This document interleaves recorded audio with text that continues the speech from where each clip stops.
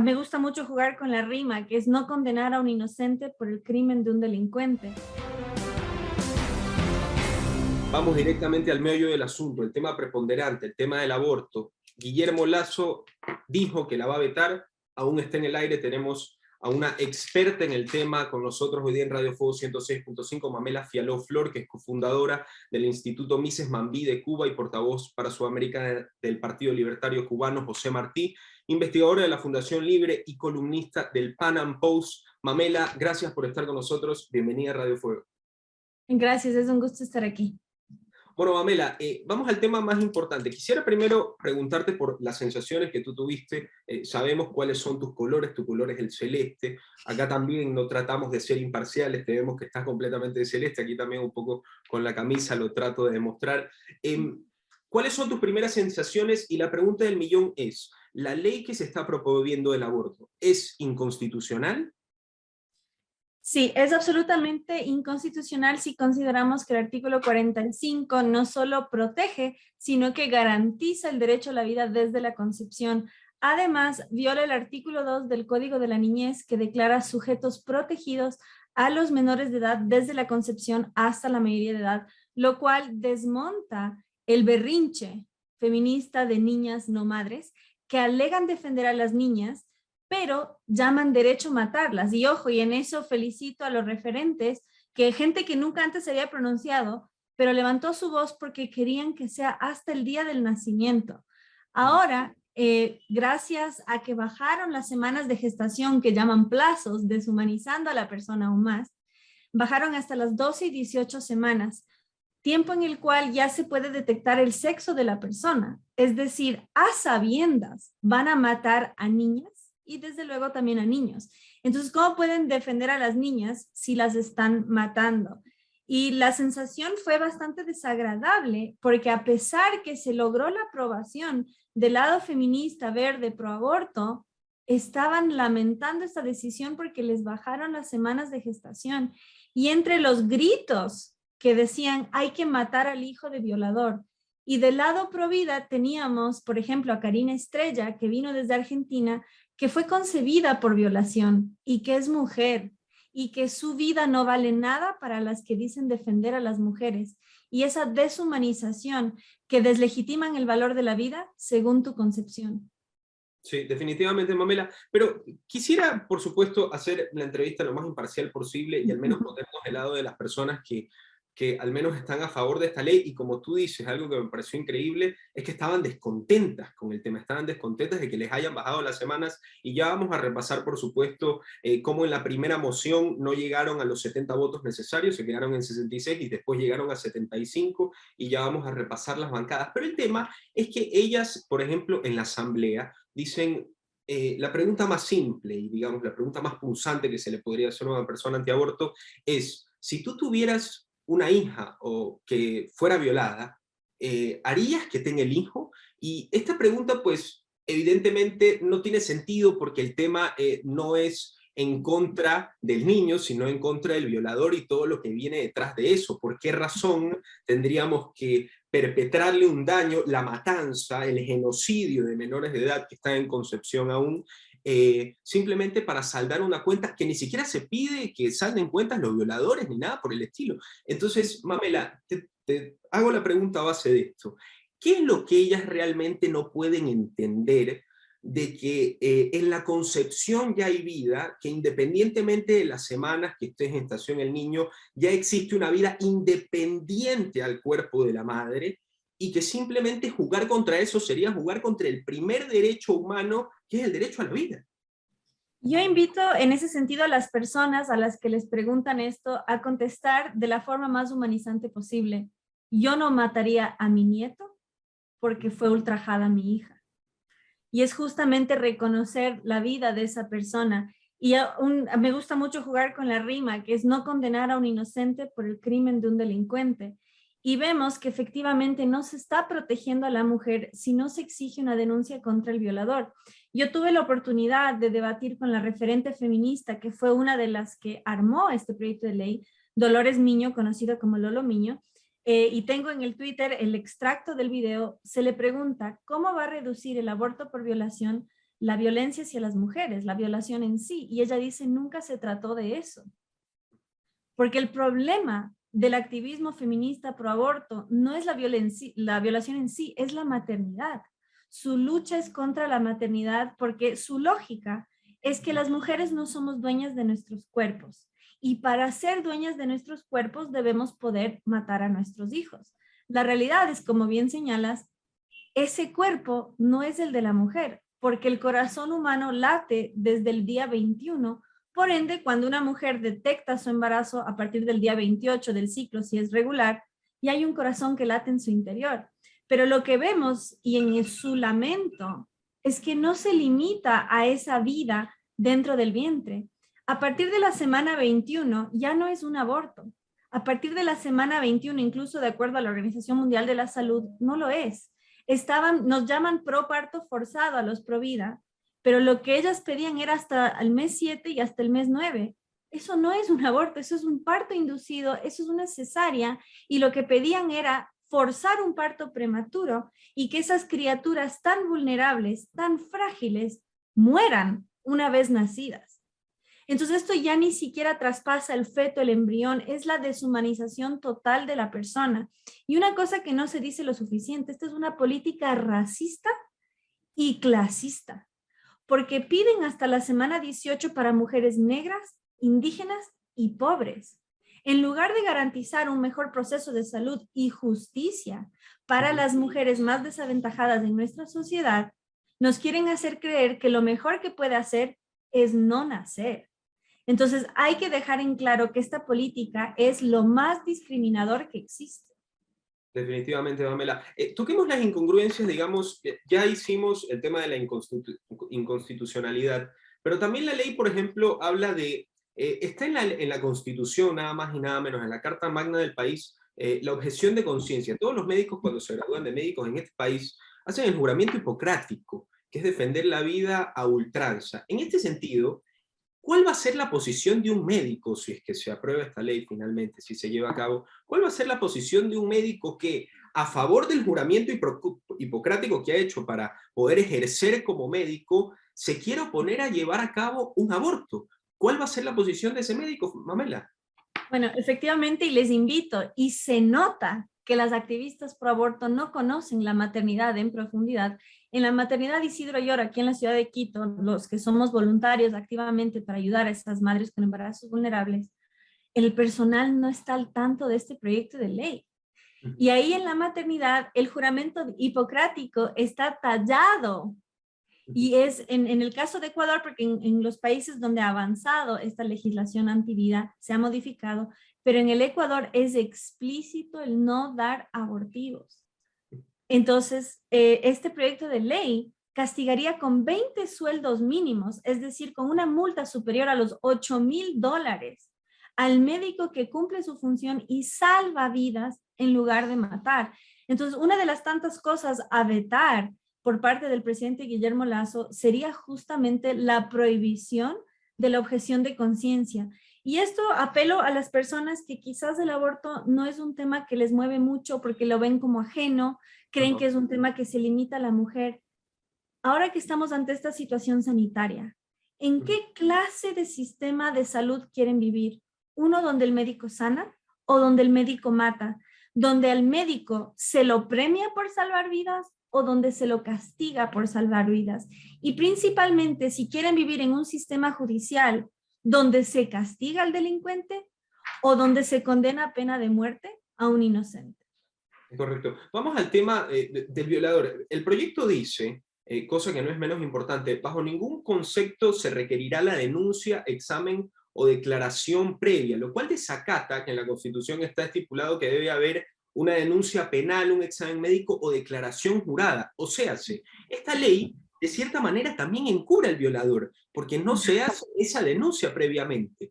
Entonces, ¿por qué razón nosotros estamos en esta situación de que estamos culpando, estamos ultrajando ante la vida de esta persona por nacer ¿Y qué pasa con la imagen del violador? Mamela, tú que estás con este tema, ¿qué propones tú? Si es que esta ley finalmente se veta, que es lo que parece que Guillermo Lasso va a hacer, tendríamos que seguir trabajando en el tema, no simplemente decir, bueno, no se aprobó, vamos a la calle a celebrar y seguimos trabajando, hay que hacer algo por el tema.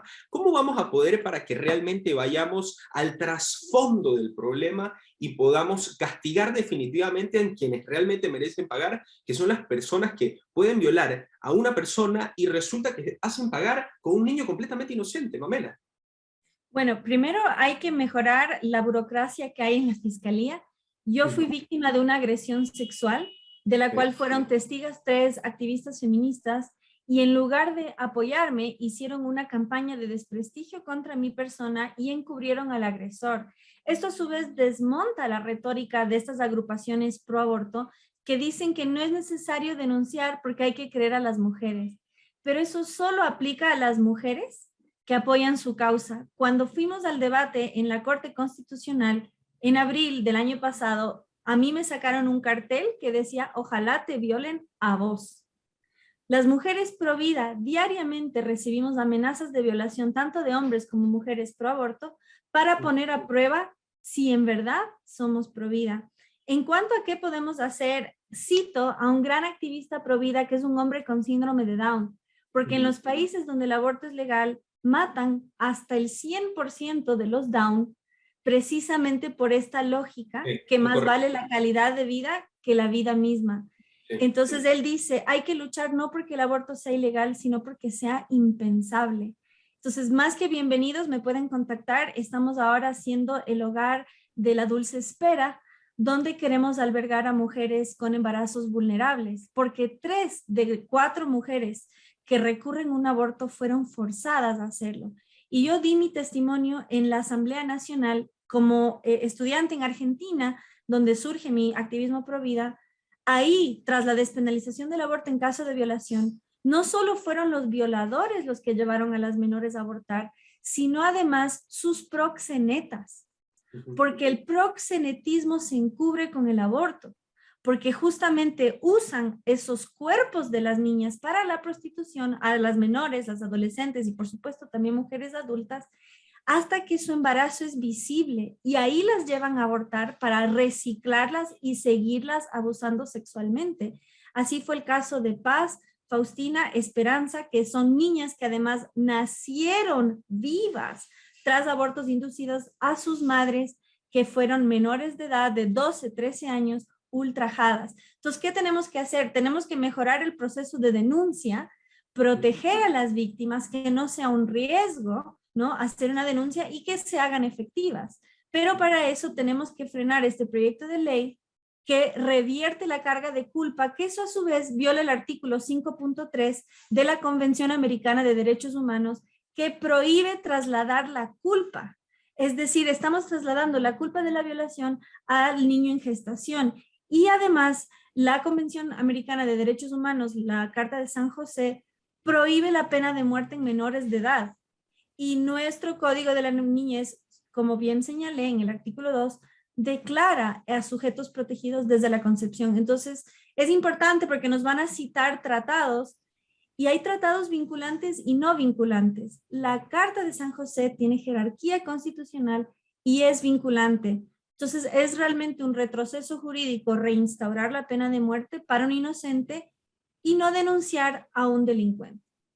Así es, Mamela. Y agrego a lo que tú dijiste antes, que es un número que tengo aquí anotado, de hecho, de que en los países del primer mundo, me parece que la BBC me da este dato, lo sacó hace un par de años, más del 90% de los abortos que se hacen en el primer mundo son a chicos de síndrome de Down. O sea, hemos llegado al punto de que hemos pintado de que esto es un derecho para las mujeres, y en países del primer mundo, en los países más avanzados, juzgan si es que una persona debe nacer o no por su condición o por si tiene un cromosoma más y un cromosoma menos, y me parece lo más abominable que puede haber en ese sentido. Así es, en Finlandia por 7 años consecutivos no nació ningún Down. En Canadá hicieron una campaña muy tierna donde los niños Down se pusieron disfraz de osos panda para reflejar que están en peligro de extinción porque efectivamente sacrifican a 9 de cada 10. Y ahí hay que resaltar que en el 2019 en Ecuador no lograron despenalizar el aborto con malformación fetal y violación. Es decir, ya triunfó la vida, porque ¿qué dijo el Ecuador? Que es un país mega diverso. Aquí no se discrimina por tu concepción ni por tu condición, y nos están pidiendo hacerlo. Así es, Pamela. Realmente abrumador lo que dices. Quiero ir al tema, a seguir con el tema de la ley. Hay una promoción estatal, no solamente con este tema, porque la ley no solamente pasamos de que la ley decía vamos a que chicas violadas puedan abortar, a que incluso hay promociones estatales. Se realizaron acciones de promoción que encarga a profesores en escuelas y colegios a promover el derecho de niñas adolescentes. Entonces, este proyecto pasa de permitir el aborto por violación a imponerlo y promocionarlo casi como... Yo cuando me imagino, por ejemplo, evidentemente hay personas que tienen que abortar clandestinamente o en países del primer mundo. Tiene que ser una experiencia traumática, una experiencia que realmente pues tiene que ser un tema abrumador para la familia, un tema casi que sea, me imagino que hasta tabú, porque el hecho de quitarte un hijo de encima debe ser un tema psicológico y físicamente muy difícil para la mujer, pero no solamente pasa eso, sino que se pasa a promocionar, a decirle a las chicas de colegios, universidades y escuelas, a decirles, ustedes pueden tener esta opción, y está bien, y tómenla. ¿Por qué hemos llegado a este punto? ¿Y cuál es, digamos, el plan que hay detrás de todo esto? ¿Tú crees, Pamela, que en un futuro, pues, si se aprobase esta ley o si llegara un presidente después, podría llegar en Ecuador el aborto total sin ningún tipo de restricción? Sí, efectivamente, yo cuento mi testimonio, si no lo sabías, sorpréndete. Yo fui a pro aborto justamente porque yo me crio en Estados Unidos, donde se me enseñó que era no solo un derecho, sino un deber, porque las mujeres de antes lucharon para que podamos hacerlo. Yo con apenas 10 años, ya con mis amigas hablábamos de que íbamos a abortar. ¿Por qué? Porque se nos enseñó que era el paso necesario para desarrollarte profesionalmente. Entonces, hay una promoción. Y imagínense ustedes una niña de 10 años hablando de esas cosas. Eso es una especie de abuso también. ¿Por qué? Porque es la hipersexualización de la infancia. En lugar de los menores de edad vivir una infancia plena, se les está hipersexualizando y además, en lugar de proteger a otros niños, se les dice que es un derecho maltratarlos e incluso matarlos. Entonces vemos que esta ley trasciende el aborto en sí, sino que es un cambio social, y eso yo lo dije en el debate con Lolo. No vienen aquí para reducir la violencia contra la mujer, sino revertir nuestros cánones morales, sociales, médicos y jurídicos al hacernos creer que el problema no es la violación, es el embarazo. Nos tratan al embarazo como una enfermedad y al aborto como la cura. Una de las tantas cláusulas a vetar por parte de nuestro presidente es precisamente esta promoción en la educación, porque el aborto no es un derecho, es un delito. Definitivamente, Pamela. Dos preguntitas ya para terminar. Yo creo que no son menos importantes. La primera, en la ley no se exige ni siquiera una solicitud verbal del padre para que se lleve a cabo el aborto. Digamos, ¿cuál es el papel? ¿Tú crees que de cierta manera se está degradando el papel del padre en esta ley, ya que ni siquiera simplemente una mujer puede ir con toda la voluntad alegando que ni siquiera denunciando al violador, alegando que ha sido una violación porque es menor de edad, si es que como tú lo dices de manera clasista, si es que es indígena o de zona rural, tiene incluso más posibilidad para que con menos probabilidades se pueda reproducir, digamos, ¿por qué se lo deja al padre de un lado de cierta manera en esta ley? Bueno, es importante y mucha gente no es consciente. En el 2018, la Corte Constitucional le quitó la patria potestad a los padres de familia, precisamente por esta campaña de educación sexual integral que es adoctrinante. Entonces, sí, declara al Estado salvador externo. Los mismos que alegan Estado laico le dieron al Estado potestades mesiánicas. La misma Corte Constitucional que negó el registro de violadores bajó la edad de consentimiento a los 14 años y declaran derechos sexuales desde los 12 años. Nos dicen niñas, no madres, pero están fomentando la hipersexualización de menores y afrontando como único problema el embarazo. Entonces están diciendo a los padres, tú no puedes educar a tus hijos, tú no puedes interceder en que no aborte tu hija. Entonces están hipersexualizando a las niñas, a las adolescentes, y están atacando el problema equivocado. Entonces vemos que se está promoviendo realmente la criminalidad, no se está persiguiendo a los violadores, al contrario, se los está eximiendo. Entonces estamos ante un problema real y creo que, y gracias por esas preguntas, porque justamente expone que esto no se trata de defender a la mujer, esto no reduce la violencia hacia la mujer, esto justamente deja en impunidad a un delincuente y pide muerte para un inocente. Y sobre todo, la causa principal de muerte femenina es el aborto. La ONU calcula que para el 2035 habrán matado a 150 millones de mujeres en el vientre de sus madres. Vean lo que pasa en la China, vean lo que pasa en la India, vean lo que pasa en Canadá. En Canadá no lograron aprobar una ley que pueda abolir el aborto selectivo. En Canadá puedes matar a una mujer por ser mujer si está en el vientre de su madre. Y si permiten la despenalización del aborto hasta la semana 2 y 18, vamos a ver ecografías donde se descartan niñas. Y por supuesto a los niños ni los defienden, pero hay una gran hipocresía en esta campaña. ¿Qué tanta seguridad, Mamela, tiene usted de que el presidente va a vetar la ley? Bueno, él lo aseguró después del primer debate y lo ratificó. Ahora la duda es, él dio a entender la primera vez que iba a ser un veto parcial. Ahora da a entender que va a ser un veto total, precisamente porque dice que defiende la vida desde la concepción, lo cual no toleraría ningún plazo. Ahora hay que ver las implicancias que eso puede tener ante la sentencia de la Corte. Lo que sí está claro, que no va a dejar pasar este proyecto de ley tal y como está, tan criminal como es. Y creo que nos enfocamos mucho en las niñas, en los niños, en los abortados, pero no lo suficiente en la mujer, como bien señalaste. Finlandia, tras la despenalización del aborto, demostró que aumenta en un 300% el riesgo de suicidio. Y si nos llaman derecho, si romantizan este proceso, no consideran toda la violencia que hay detrás. Entonces hay que pensar en nuestras mujeres, en qué soluciones les estamos dando. Y dato muy importante, en México, de los 111 presos por aborto, 107 son hombres que forzaron a las mujeres a abortar. Entonces, estos criminales pasan a ser héroes porque les hacen ejercer un mal llamado derecho. Entonces, esto no, mejor dicho, este proyecto de ley ayuda a hombres violentos y vulnera a mujeres violentadas.